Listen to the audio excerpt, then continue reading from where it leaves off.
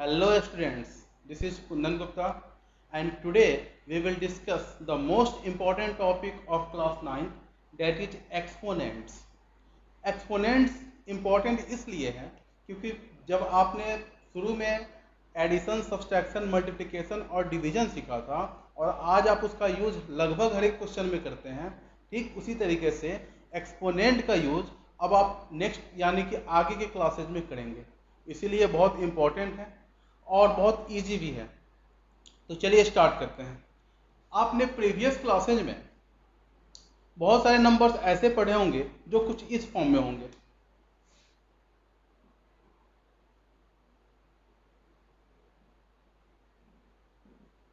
Three square, 4 cube, और आपने इसको फाइंड आउट किया भी होगा। 3 स्क्वायर का मतलब आपने इसको कितने टाइम्स मल्टीप्लाई किया होगा? 2 टाइम्स। और 4 क्यूब का मतलब 4 को आपने 3 टाइम्स मल्टीप्लाई किया होगा।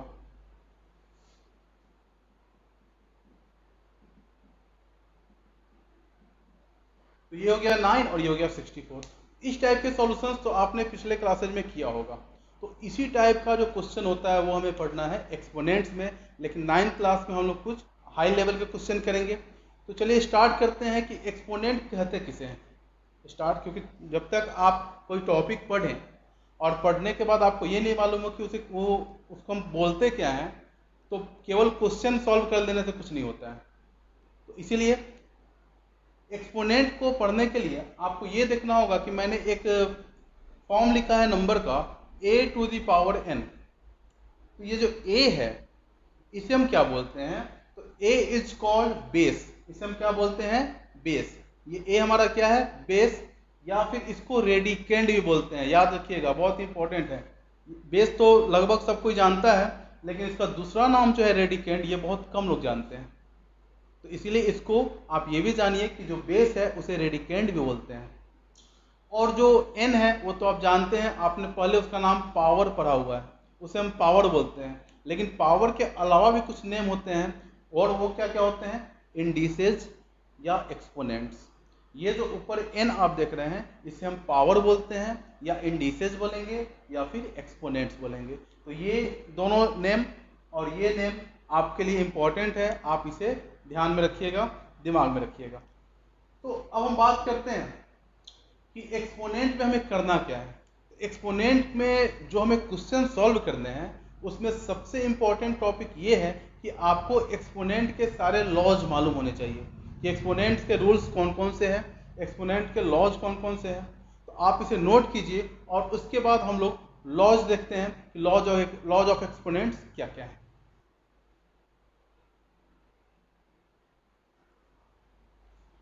तो आप देख रहे होंगे मैंने यहाँ कुछ लॉज ऑफ एक्सपोनेंट्स लिखे होंगे।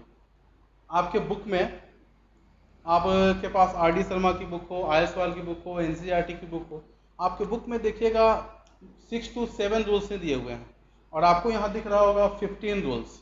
तो कुछ रूल्स मैंने खुद से प्रिपेयर किए हैं ताकि आपको समझने में दिक्कत ना हो, आपका कॉन्सेप्ट क्लियर हो। ये जो जितने भी लॉज हैं इसको समझने के लिए हम क्या करेंगे, हर एक लॉ का एग्जाम्पल सॉल्व करेंगे, और हर एक लॉ का एग्जाम्पल सॉल्व करने के बाद आपको खुद दिखेगा कि इस लॉ में कुछ नहीं है जो दिखने में इतना भयानक लग रहा है, ये रियली में जो है बहुत ईजी है। तो चलिए स्टार्ट करते हैं लॉज नंबर 1 से। लॉ नंबर 1 जो है वो है a⁴ इज इक्वल टू 1। तो यहाँ देखिए,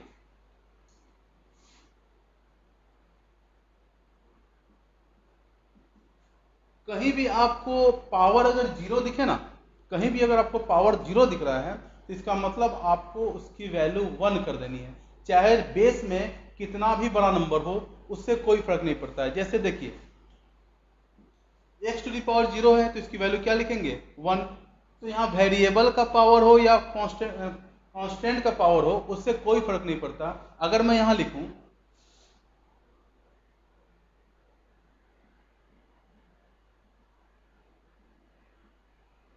1,00,000 तो कितना भी बड़ा बेस हो उससे कोई फर्क नहीं पड़ता। अगर पावर 0 है तो आंसर क्या आएगा? आंसर में आपको लिख देना है 1। तो याद रखिएगा, कितना भी बड़ा बेस हो, अगर उसका पावर 0 है तो आपको उसकी वैल्यू 1 लिख देनी है बिना सोचे समझे, क्योंकि ये आपका फर्स्ट रूल है। सेकेंड में आते हैं। सेकेंड लॉ आपको वहां दिख रहा होगा, root A is equal to A to the power 1/2। तो आप ये जानते हैं, पहले से ही जानते हैं, जब आपने 8th क्लास में स्क्वायर एंड स्क्वायर रूट पढ़ा था तभी आप जानते हैं कि इस रूट का मतलब होता है यहाँ पे 2 छुपा है, यहाँ पे क्या छुपा है, 2 छुपा है। तो इसका कैसे आप कन्वर्जन करते हैं, तो ये जो 2 है ना, ये जो 2 है ये यहाँ आके इसका पावर 1/2 बन जाता है। ठीक है, ये आपका पावर जो है 1/2 बन जाएगा। फॉर एग्जाम्पल अगर हम यहाँ पे लिखते हैं क्यूब रूट ऑफ ए, देखिए जब स्क्वायर रूट से आगे आप रूट में बढ़िएगा ना, cube root, 4th root, 5th root, तो आपको यहाँ पे नंबर शो अप होगा, यहाँ दिखेगा, यहाँ 3 लिखा है इसका मतलब क्यूब रूट है, 4 लिखा है इसका मतलब 4th रूट है। तो यहाँ क्यूब रूट ऑफ ए का मतलब क्या करना है, ये जो वैल्यू यहाँ पे है 3, ये पावर के फॉर्म में आके ये जो बेस है इसको ऐसे ही लिख देंगे, और ये जो नंबर है यहाँ आके 1/3 बन जाएगा। ठीक है, तो ये भी मैंने यहाँ पे लिखा है कि अगर स्क्वायर रूट होगा तो आपको पावर के फॉर्म में क्या लिख देना है, a टू द पावर 1/2। फिर यहाँ देखिए, यहाँ मैंने क्यूब रूट किया है, जिसका एग्जाम्पल अभी आपने देखा, क्यूब रूट किया है, इसका एग्जाम्पल आपने देखा। अब जैसे देखिए एक और एग्जाम्पल इसका देखते हैं। क्वेश्चन है क्यूब रूट ऑफ 125, तो कैसे इसको सॉल्व करना है वो देखिए।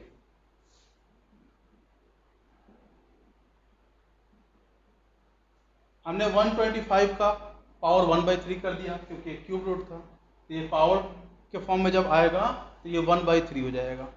ठीक है, अब देखिए इसको और सॉल्व कैसे करेंगे, तो याद रखिएगा बेस, जब भी एक्सपोनेंट का क्वेश्चन सॉल्व कीजिएगा ना, तो आपको सबसे पहले ये ध्यान देना है कि बेस का प्राइम फैक्टर पॉसिबल है या नहीं है। ये बहुत इंपॉर्टेंट है बुआ, आपको बेस का प्राइम फैक्टर पहले करना है, लॉज को हम बाद में लगा लेंगे, लेकिन एक्सपोनेंट के क्वेश्चन में पहला ध्यान आपका कहाँ जाना चाहिए, बेस पे, कि क्या बेस को और फैक्टराइज किया जा सकता है। तो आप देख रहे हैं कि 125 का प्राइम फैक्टर फाइंड आउट किया जा सकता है, और जब आप इसका प्राइम फैक्टर फाइंड आउट कीजिएगा तो क्या आएगा, 5 इंटू 5 इंटू 5, 5 5 जा 25, 25 5 जा 125, पावर 1/3 है, उसको मैंने वैसे ही लिख दिया। अब इसको हम 5 का क्या लिखेंगे, 5 का पावर 3, 5 कितने टाइम्स है, 3 टाइम्स है, ये हो जाएगा 5 का पावर 3, और यहाँ पावर हो गया 1/3।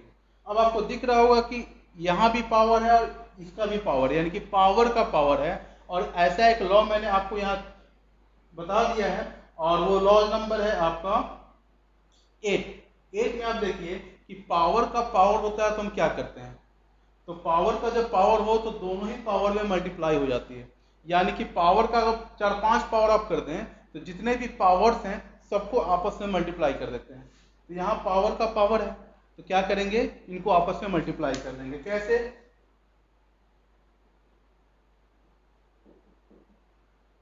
थ्री इंटू 1/3, ये कैंसिल आउट हो जाएगा, बच गया 5 का पावर 1, और 5 का पावर 1 क्या वैल्यू होता है, 5 आपका आंसर हो जाएगा। तो इस तरीके से हमने फर्स्ट, सेकेंड, थर्ड लॉ देख लिया। फोर्थ लॉ में हमने क्या किया, तो फोर्थ लॉ में हमने यहाँ पे अब बार बार 3, 4, 5 इस तरह करके हर एक रूल बताते बताते तो बहुत सारे रूल हो जाएंगे, तो इसीलिए मैंने क्या किया, यहाँ पे एक नंबर ले लिया n, तो एक नंबर ले लिया n। अब n to the power a रहे, यानी कि यहाँ जो नंबर होगा वो अगर रेडिकल के फॉर्म में होगा तो इसे हम क्या करेंगे, a to the power 1/n कर देंगे। जैसे यहाँ 3 था तो 1/3 हो गया, अगर यहाँ पे 10 होगा तो इसका नेक्स्ट वैल्यू जो हम लिखेंगे उसमें a टू दी पावर 1/10 कर देंगे। तो 1, 2, 3, 4 ये लॉज आपने समझ लिया, और कुछ हद तक अभी हमने 8 नंबर लॉ का भी यूज कर दिया। अब हम लोग कुछ और एग्जाम्पल्स देखेंगे, फिलहाल आप वीडियो को पॉज करें और इसे नोट कीजिए। 1, 2, 3, 4 ये जो रूल्स हैं, ये जो लॉज हैं, इस पे हमने क्वेश्चन तो देख लिए। अब हम लोग देखते हैं 5, 6, 13, ये तीनों रूल्स अगर देखे जाए तो लगभग सेम है, हल्का फुल्का फर्क है उन लोगों में। तो 5, 6 और 13 इन रूल्स के एग्जाम्पल्स अब हम लोग देखते हैं। तो देखिए फिफ्थ रूल में क्या है, यहाँ आपको दिख रहा होगा a to the power -n, यानी कि पावर क्या है, निगेटिव है, पावर निगेटिव है। तो देखिए ये बेस a है, तो बेस a का पावर निगेटिव है, तो अगर इसका मन है कि मुझे पॉजिटिव पावर करना है तो ये क्या करेगा, हम यूँ समझे कि ये फिलहाल अभी फर्स्ट फ्लोर पे रह रहा है, और अगर इसको पावर अपना पॉजिटिव चाहिए तो इसको क्या करना होगा, इसको ग्राउंड फ्लोर पे आना होगा। कैसे, आप देखिए ये अभी फर्स्ट फ्लोर पे है, और जैसे ही इसको पावर पॉजिटिव करना हुआ ये कहाँ आ गया, ग्राउंड फ्लोर पे आ गया, यानी कि एक फ्लोर नीचे आ गया। तो इसको ऐसे समझ सकते हैं कि अगर किसी का पावर निगेटिव है, अगर किसी का पावर निगेटिव है तो उसको पॉजिटिव बनाने के लिए ग्राउंड फ्लोर पे आना पड़ेगा, ठीक है ना। या फिर अगर किसी का पावर पॉजिटिव है और निगेटिव बनाने के लिए भी उसको अपने फ्लोर को एक्सचेंज करना होगा। फॉर एग्जाम्पल, अगर ये पॉजिटिव है, ये ग्राउंड फ्लोर पे है, अगर ये पॉजिटिव है, इसको निगेटिव बनना है तो इसको जाना होगा फर्स्ट फ्लोर पे। तो ये फर्स्ट फ्लोर ग्राउंड फ्लोर का जो है कन्वर्जन चलते रहता है। अगर कोई ग्राउंड फ्लोर पे है और उसको पावर में अपोजिट साइन चाहिए, यानी कि प्लस है उसको माइनस चाहिए, तो क्या करेगा, अगर ग्राउंड फ्लोर पे है तो फर्स्ट फ्लोर पे जाएगा, फर्स्ट फ्लोर पे है तो ग्राउंड फ्लोर पे आएगा। सेम यही क्वेश्चन आपका यहाँ है। तो देखिए a to the power minus n, यहाँ पे इसको जो हमने कन्वर्ट किया तो ये आ गया 1/a to the power n। अब देखिए इसमें हम कुछ एग्जाम्पल्स यहाँ लिखे हुए हैं, जैसे 2 टू दी पावर माइनस 5 है, तो यहाँ पावर निगेटिव है तो आना पड़ेगा इसको ग्राउंड फ्लोर पे, यह आ जाएगा 1/2 टू दी पावर 5। अब 2 टू दी पावर 5 की वैल्यू हम जानते हैं, 2 को कितने टाइम्स मल्टीप्लाई करना है, 5 times, 2 into 2 into 2 into 2 into 2, और 2 टू दी पावर 5 क्या होता है वो हम जानते हैं, 32, 2 टू जा 4, 4 टू जा 8, 8 टू जा 16, 16 टू जा 32, ये हो गया 1/32 आंसर। क्लियर है। अब नेक्स्ट क्वेश्चन को देखते हैं, 5 टू दी पावर 1/3, क्या करना होगा, इसको आना पड़ेगा नीचे, क्योंकि ये भी फर्स्ट फ्लोर पे है। अगर ग्राउंड फ्लोर पे होता तो इसको फर्स्ट फ्लोर पे ले जाते हैं, तो ये हो जाएगा 1/5 तो 1/5 का मतलब क्या हुआ, 1/5 इंटू 5 इंटू 5, यानी कि 1/125।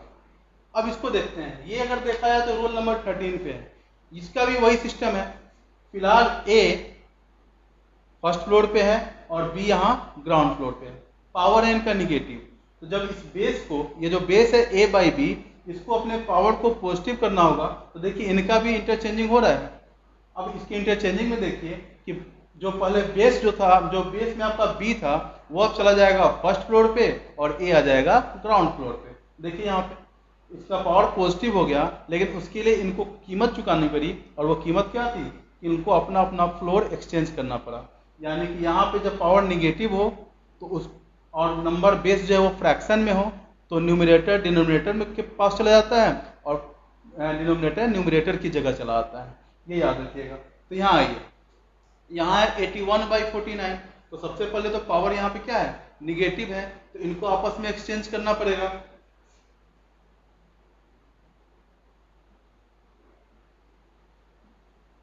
अब इन्होंने अपने अपने फ्लोर का एक्सचेंज किया तो पावर बन गया पॉजिटिव। अब क्या करेंगे, हमने पहले ही बोला था कि बेस को फैक्टराइज कर देना है, बेस को प्राइम फैक्टर में कन्वर्ट कर देना है। तो आप जानते हैं कि 49 क्या है यहाँ पे, 7 का स्क्वायर और 81 9 स्क्वायर। जब भी आपका फ्रैक्शन में नंबर हो ना, तो आपको कोशिश ये करनी है कि दोनों का पावर सेम रहे। दोनों के पावर सेम रहने से क्या फायदा होगा वो मैं फिलहाल आपको बताता हूँ। इसका पावर है 3/2। अब आप आ जाइए रूल नंबर 15 पे, ए और बी है, तो ए और बी है, तो यहाँ पे ए और बी जब आपके फॉर्म में है तो A to the power N और B to the power N. यहाँ देखिए, यहाँ पे ए का पावर एन और बी का पावर एन, यानी कि बेस डिफरेंट है लेकिन पावर सेम है। और जब बेस डिफरेंट हो और पावर सेम हो और दोनों में डिवाइडेशन हो, तो उनको हम क्या करते हैं, उनको हम एक साथ लिख देंगे बेस को और पावर को उनसे अलग कर देंगे। तो ठीक 7/9 है, तो क्या करेंगे, 7/9 को एक साथ लिख देंगे, और इनका पावर क्या हो जाएगा, ये 2। देखिए तो इस पहले इस फॉर्म में था, अब इस फॉर्म में आ गया।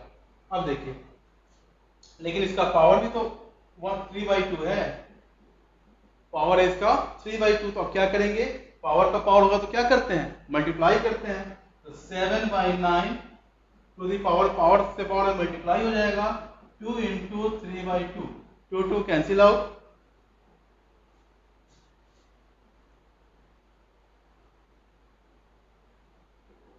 7/3, 7/9 टू दी पावर 3। अब हमको क्या करना है, 7 का भी क्यूब करना है और 9 का भी क्यूब करना है। तो 7 का क्यूब आप जानते हैं, आपने 8 क्लास में पढ़ा है कि 7 का क्यूब क्या होता है। तो 7 का क्यूब इसलिए पढ़ाया गया था क्योंकि आपको 3 बार 7 इंटू 7 से मल्टीप्लाई करने से मुक्ति मिले, आप जल्दी से कैलकुलेशन करना सीख जाए। ये क्यूब एंड क्यूब रूट जो चैप्टर 8 क्लास का था उसको पढ़ाने का पर्पस था। अगर आपने वो ढंग से पढ़ा होगा तो आप जानते होंगे कि 7 का क्यूब 343 होता है और 9 का क्यूब 729 होता है। ये आपका आंसर हो गया। तो अभी तक हमने कौन कौन से लॉ पे एग्जांपल्स देख लिए, 1 2 3 4 5 6 13। अब हम लोग नेक्स्ट क्वेश्चन करते हैं, आप फिलहाल इसे नोट कीजिए। तो अभी तक हमने कौन कौन से रूल्स के क्वेश्चन सॉल्व कर लिए हैं। तो रूल 1 2 3 4 5 6 15 12, इतने रूल्स के क्वेश्चन हमने सॉल्व कर लिए। इतने रूल्स पे क्वेश्चन कैसे सॉल्व होंगे, इनका एग्जांपल्स हमने देख लिया। अब जो रूल्स बचे हुए हैं उन पे क्वेश्चन को सॉल्व करेंगे। तो फिलहाल जो मैंने एग्जांपल्स लिखे हैं वो रूल 7 और रूल 8 के लिए है। रूल 7 और रूल 8 पे एग्जाम, रूल 7 क्या है, A B to the power N. यहाँ क्या है, बेस आपका, बेस क्या है आपका डिफरेंट है और पावर क्या है आपका सेम है। देखिए a to the power n, b to the power n, यानी कि पावर दोनों का सेम है लेकिन बेस अलग अलग है। तो बेस जब अलग अलग होंगे और पावर सेम होंगे तो क्या करते हैं, बेस को मल्टीप्लाई कर देते हैं और उनके पावर को बस एक के लिए एक ही पावर लिखते हैं। तो देखिए यहाँ पे उसी टाइप के क्वेश्चन है, जैसे अगर है 3 to the power 1/4, 5 into 5 to the power 1/4, तो बेस अलग अलग है लेकिन पावर सेम है, तो हम क्या करेंगे, बेस को मल्टीप्लाई कर देंगे।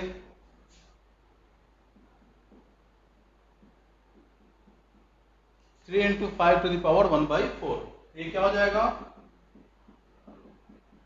15 टू दी पावर 1/4। ठीक उसी तरीके से यहाँ भी देखिए पावर सेम है लेकिन बेस डिफरेंट है।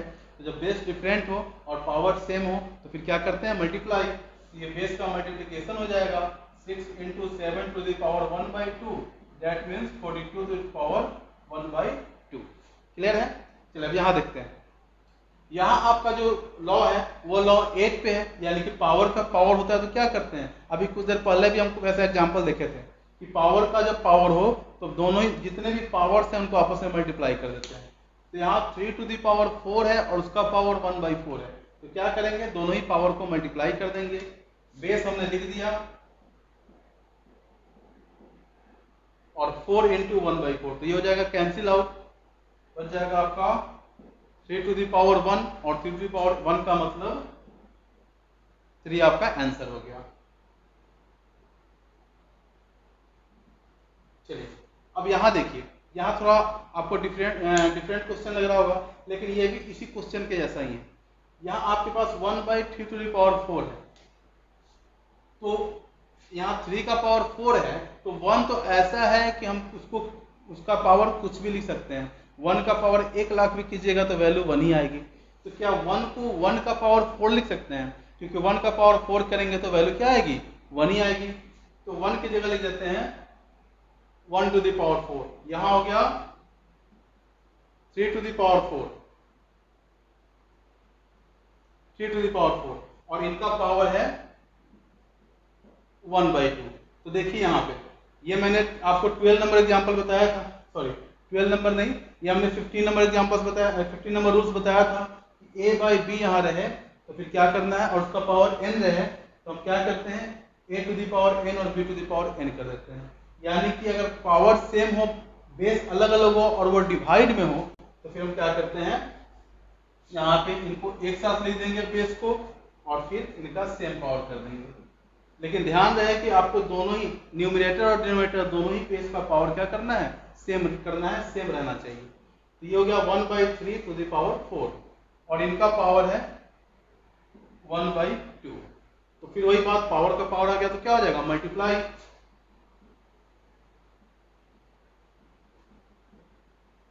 4 इंटू 1/2 कैंसिल आउट क्या आएगा 2 और 1/3 का पावर 2 कीजिएगा आ जाएगा 9। ये आपका हो गया आंसर। यहाँ 1 का स्क्वायर 1 और 3 का स्क्वायर 9, तो 1/9 आपका आंसर हो गया। अब लोग इस क्वेश्चन को करते हैं। यहाँ आप देखिए 81 टू द पावर 1 माइनस 1/2 है, फिर उसका पावर माइनस 1/4 है और फिर उसका पावर 2 है, यानी कि पावर का पावर का पावर। तो जितने भी पावर्स आप लगा लें, आपको लास्ट में करना क्या है, सारे पावर्स का मल्टीप्लिकेशन।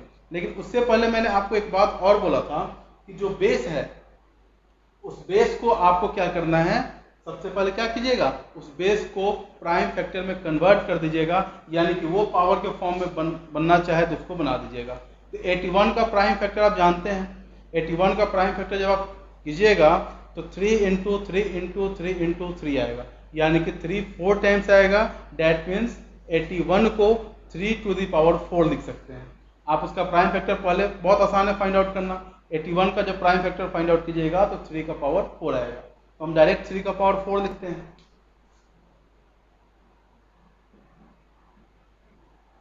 ये हो गया 3 टू द पावर 4। अब इसका पावर माइनस 1/2 है,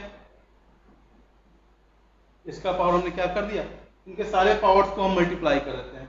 फिलहाल हालांकि मल्टीप्लाई तो इसको भी करना होगा। 3 का पावर 4 81 की जगह हो गया, और इन सारे पावर्स को पहले मल्टीप्लाई कर देते हैं।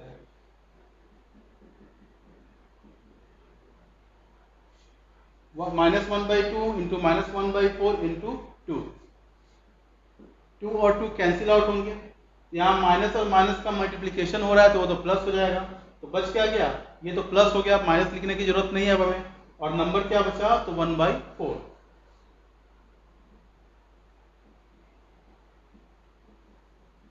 तो 3 टू द पावर 4 और इसका पावर 1/4, फिर पावर का पावर होगा तो क्या हो जाएगा, मल्टीप्लिकेशन, और 4 को 1/4 के साथ मल्टीप्लाई कीजिएगा तो वो कैंसिल आउट हो जाएगा। 4 4 cancel out, 3 to the power 1 यानी कि 3 हो जाएगा आपका आंसर। तो इस तरीके से हमने 7 और 8 पे क्वेश्चन कर लिए, आप इसे नोट कीजिए। अब हम लोग नेक्स्ट रूल पे क्वेश्चन करेंगे। अब हम लोग रूल नंबर 9 और रूल नंबर 10 पे क्वेश्चन को करते हैं। जैसे यहाँ रूल नंबर 9 है कि दोनों का बेस तो सेम है बट पावर अलग अलग है। आपने रूल नंबर 7 में क्या देखा था कि यहाँ पे दोनों का बेस अलग अलग है, पावर सेम है, और यहाँ क्या है, बेस सेम है, पावर अलग अलग है। इन दोनों में बच्चों को बहुत ज़्यादा कन्फ्यूजन होती है, लेकिन अब आप लोगों को कन्फ्यूजन नहीं होगी कि बेस सेम होगा और पावर डिफरेंट होंगे तो हम क्या करेंगे, और पावर सेम होगा बेस अलग अलग होगा तो फिर हम क्या करेंगे। फिलहाल इसको सॉल्व करते हैं। a to the power m into a to the power n है, यानी कि बेस सेम रहे और बीच में मल्टीप्लिकेशन हो, बीच में मल्टीप्लिकेशन हो दोनों के बीच, तो पावर को क्या करते हैं, ऐड कर देते हैं। जैसे कि यहाँ देखिए 2 to the power 5 2 to the power 7, दोनों के बीच में मल्टीप्लिकेशन है, क्या करेंगे, 2 to the power 5 plus 7 that means 2 to the power 12 आपका आंसर हो जाएगा। क्लियर है, बेस लिख देना है और पावर को ऐड कर देना है। यहाँ भी वही वर्क, दोनों का बेस सेम है लेकिन पावर अलग अलग है, क्या करेंगे, बेस लिख देंगे और पावर को ऐड कर देंगे। अब आप इसको ऐड कीजिए, एलसीएम क्या आएगा 6, यहाँ आएगा 5, यहाँ आ जाएगा 4, ये हो गया 3 2 6 4। अब ये क्या हो जाएगा आपका 7 to the power 9/6 that means 7 to the power 3/2, ये आपका आंसर हो गया। चलिए नेक्स्ट, ये तो हमने इस पे एग्जांपल देखा। अब सेम इसी, ये दोनों लगभग तो सेम है, यहाँ दोनों के बीच में मल्टीप्लाई है। इस दोनों क्वेश्चन को देखा जाए तो दोनों के बेस सेम है और पावर अलग अलग है। यहाँ भी बेस सेम है, पावर अलग अलग है, लेकिन यहाँ मल्टीप्लिकेशन है और यहाँ डिवीजन है। तो जब मल्टीप्लिकेशन होगा तो पावर ऐड होगा और जब डिवीजन होगा तो पावर सब्ट्रैक्ट होगा। तो हम यहाँ पे देख रहे हैं कि दोनों का बेस सेम है, पावर अलग अलग है, तो बेस सेम करेंगे और पावर को सब्ट्रैक्ट कर देंगे, तो ये जाकर इससे सब्ट्रैक्ट होगा, ये आकर इससे सब्ट्रैक्ट नहीं होगा, ये जाकर इससे सब्ट्रैक्ट होगा। आप देख सकते हैं कि m जाकर m से सब्ट्रैक्ट कर रहा है। तो 64 टू द पावर, इसको सब्ट्रैक्ट कीजिए 3, ये हो जाएगा 1 - 2 दैट मीन्स अब मैंने आपको एक बात ये भी बोली थी कि 64 जो आपका बेस होगा, आपको उसको क्या करना है, उसका प्राइम फैक्टर पहले ब्रेक करना है। तो 64 को अगर प्राइम फैक्टर उसका फाइंड आउट करें तो वो आएगा 2 to the power 6। आप फाइंड आउट करके देखिएगा, और ये सब्सट्रैक्ट होके हो गया -1/3। पावर टू द पावर, जब पावर का पावर हो तो मल्टीप्लिकेशन होता है पावर में, तो 2 to the power 6 into -1/3 ये कैंसिल आउट हो जाएगा, 2 to the power 1/2। तो अगर हम यहां देखें, सॉरी 2 to the power -2, 2 ऊपर है। अब यहां हम देखें तो पावर क्या है, निगेटिव, तो इसको अगर पॉजिटिव पावर करना है तो इसको कहां जाना होगा, ग्राउंड फ्लोर पे। ये जब ग्राउंड फ्लोर पे जाएगा तो 2 है, ये क्या बन जाएगा 1/2।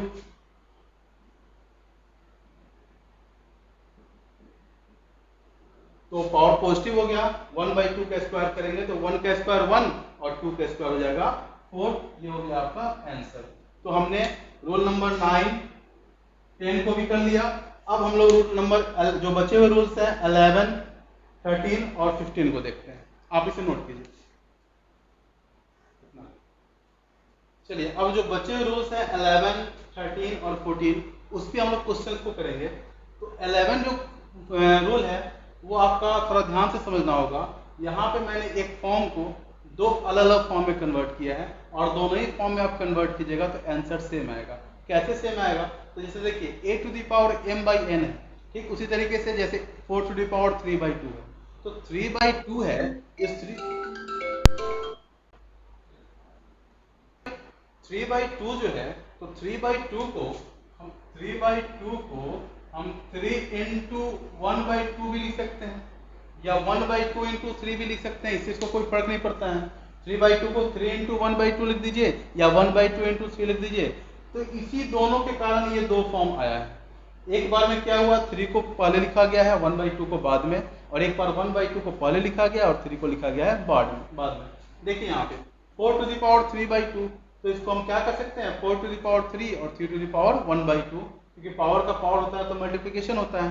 तो हमने क्या किया, इसको थोड़ा उल्टा कर दिया, यहाँ मल्टीप्लिकेशन था तो हमने पावर का पावर कर दिया। तो ठीक इसी तरीके से 3/2 था, 3 into 1/2 कर सकते हैं। तो फर्स्ट हमने यहाँ 3 लिखा, उसके बाद 1/2 लिखा, और पावर 1/2 2 होता है, तो हम जानते हैं कि 1/2 होने के बाद ये जो है रूट में कन्वर्ट हो जाएगा। तो 1/2 का मतलब रूट, 1/2 की जगह पे रूट आ गया। अब 4 का क्यूब जो होगा, 4 का पावर 3 फाइंड आउट कीजिएगा तो 64 आएगा। 4 into 4 into 4, 4 4 जा 16, 16 4 जा 64, ये जाएगा 64, और रूट 64 की वैल्यू क्या होती है, 8 होती है। इसी को दूसरे तरीके से अगर हम सॉल्व करेंगे, तो इस बार मैंने 1/2 को पहले लिखा, 1/2 को मैंने पहले लिखा और 3 को किया बाद में। तो 4 का पावर 1/2 है, डेट मीन्स ये रूट 4 हो जाएगा, और पावर है 3, तो रूट 4 का मतलब क्या होगा 2, और 2 का पावर 3 कीजिएगा तो आपका 8 आंसर आएगा। दोनों ही केस में आप देख रहे होंगे आंसर सेम आएगा। तो आप ये जो नंबर है इसको इस फॉर्म में लिखिए, या इस नंबर को इस फॉर्म में लिखिए, दोनों ही फॉर्म में आपका आंसर सेम आता है। ये जो आपका क्वेश्चन है, तो ये बड़े बड़े क्वेश्चन को सॉल्व करने में आएगा। जब हायर क्वेश्चन को जब हम लोग करेंगे, नेक्स्ट वीडियो में हम लोग हायर क्वेश्चन को करेंगे। अभी आपको करना क्या है, इन सारे रूल्स पे मैं कुछ क्वेश्चन दूंगा जिसपे आप मैक्सिमम प्रैक्टिस कीजिएगा। फिलहाल ये देखिए, अगर यहाँ पे x to the power a है, x to the power a equals to y के फॉर्म में कोई नंबर है, तो आप क्या कर सकते हैं, इस पावर को इधर लाने के लिए आपको क्या करना होगा, जैसे ही ये पावर इधर आएगा तो ये 1/a के फॉर्म में आ जाएगा, ठीक है ना। ये पावर जैसे ही इधर आएगा 1/a के फॉर्म में आ जाएगा। जैसे x to the power a equals to y है, तो अगर x को यहाँ छोड़ते हैं और पावर को उधर भेजते हैं तो पावर आके 1/a में कन्वर्ट हो जाएगा। जैसे देखिए x to the power 5 equals to y है, तो जब आप इसको सॉल्व कीजिएगा तो बताइए क्या आएगा, x को वैसे ही छोड़ देंगे और y का पावर हो जाएगा 1/5। यहाँ 5 था तो 1/5 हो गया, अगर 1/5 होता तो यहाँ आगे 5 हो जाता है। उसके बाद इसको देखिए, यहाँ n है, n का मतलब कोई रूट होगा आपका, तो ये नंबर फिलहाल इस फॉर्म में है, RHS के फॉर्म में है, हमको LHS में कन्वर्ट करके इसको सॉल्व करना है। Raise to the power a/n है, तो 1/n जो होगा आपका वो तो रूट में आ जाएगा, तो हम इसको लिख सकते हैं 5 का क्यूब, इसका पावर है 2/3। ऐसे भी आप इसको सॉल्व कर सकते हैं, पावर का पावर कीजिएगा तो 5 का power 3 into 2/3, 3 3 cancel out, 5 square यानी कि 25। तो ये जो है 15 रूल्स आप देख रहे हैं, आपको इसको पर मैंने बहुत सारे एग्जांपल्स करके आपको बताएं। उम्मीद है कि हर एक रूल आपको समझ में आया होगा, लेकिन उसको और क्लियर करने के लिए, कॉन्सेप्ट और क्लियर रखने के लिए आपको बहुत सारे एग्जांपल्स खुद से करने की ज़रूरत है, क्योंकि मैथमेटिक्स में जब तक प्रैक्टिस नहीं कीजिएगा, आपका कमांड नहीं होगा कि मैथमेटिक्स ईजी आपको नहीं लगेगा। तो अभी आपके इस डिस्प्ले पे RS अग्रवाल बुक का क्वेश्चन आएगा, आप उस क्वेश्चन को का स्क्रीनशॉट लीजिए और उस सारे क्वेश्चन को सॉल्व कीजिएगा। चलिए, तो अब आपके डिस्प्ले पे देखिए RS वाले क्वेश्चन आ रहे हैं।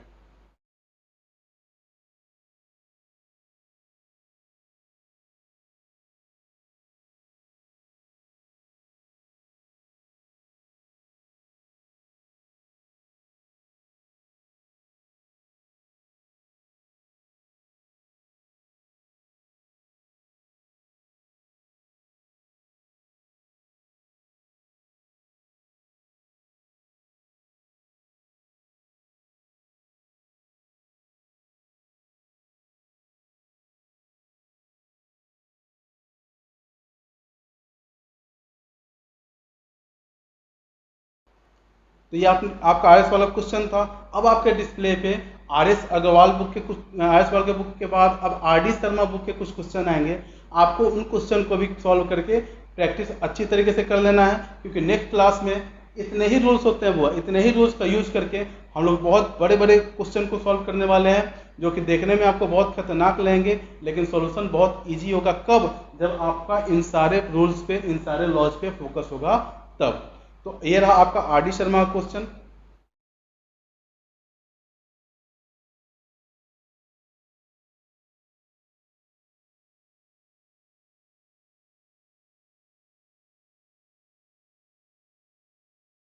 अब आपको करना क्या है, इन सारे क्वेश्चन का ईमानदारी से प्रैक्टिस करना है, और प्रैक्टिस करने के बाद आप देखिएगा कि ये सारे लॉज आपको बहुत आसान लगेंगे।